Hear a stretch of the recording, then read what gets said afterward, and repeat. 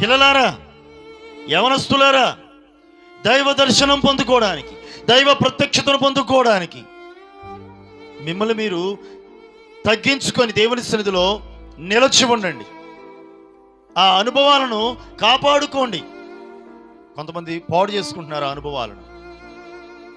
మారు మనసు పొందిన తొలిటి దినాలలో, ఆ మారు మనసు పొందేటప్పుడు కొన్ని రోజుల పాటు ఉపవాసాలు ఉంటారుగా, అప్పుడు పొందుకుంటారండి దర్శనాలు.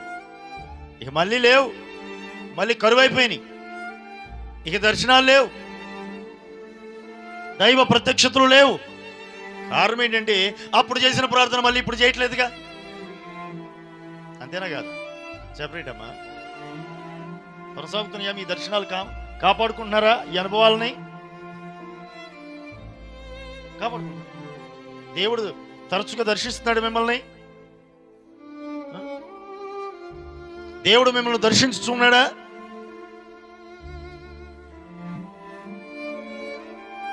ఆ అనుభవాలు కాపాడుకోగలగాలి.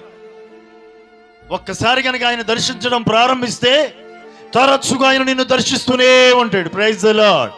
అయితే ఆ అనుభవాన్ని నువ్వు కాపాడుకోగలగాలి. ఆ అనుభవాన్ని నువ్వు కాపాడుకోలేకపోతే మరలా దేవుడు దర్శించు. ఆ రోజుల్లో ఏలి ప్రధాన యాజకుడుగా ఉన్నాడు. విచిత్రమైన సంగతి ఏంటంటే ప్రధాన యాజకుడుగా ఉన్నాడు, కానీ దేవుని ప్రత్యక్షత, ఆయన దర్శనం యాజకుడికి కూడా కరువైపోయిందండి. దైవ ప్రత్యక్షత కరువైపోయిన రోజులు ఆ రోజులు. అలాంటి రోజుల్లో బాలుడైన సమూయేలును దేవుడు దర్శించాడు. ఎంత గొప్ప సంగతి మీరు చెప్పండి. దైవజనుడిని దర్శించకుండా ఎవరిని దర్శించుకున్నాడు దేవుడు? ఎవరిని దర్శించాడు? అక్కడ పరిచర్య చేస్తున్న బాలుని దర్శించాడు. ఈ బాలుడు చేస్తున్న ప్రార్థనలు, పరిచర్య, ఇతని భక్తి దేవునికి నచ్చింది.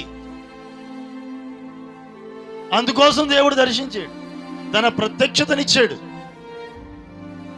ఈ బాలుడు యవనస్తుడికి వచ్చిన తర్వాత దాన్ని పోగొట్టుకోవాలి. తన యవన ప్రయాణానికి వచ్చాక ఈ అనుభవాన్ని వ్యర్థపరుచుకోవాలి, పాడు చేసుకోలేదు.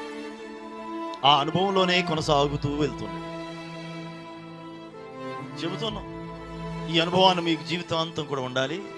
దీన్ని కాపాడుకోండి, ఈ ప్రార్థనా అనుభవాన్ని కాపాడుకోండి అని చెబుతుంటే ఎంతమంది కాపాడుకోగలుగుతున్నారు? ఎంతమంది ఈ అనుభవాన్ని చేజార్చుకుంటున్నారు? ఒకవేళ దైవ ప్రత్యక్షత కనుక నీకు కరువైపోతే జాగ్రత్త, మారు మనసు పొందు మరలా.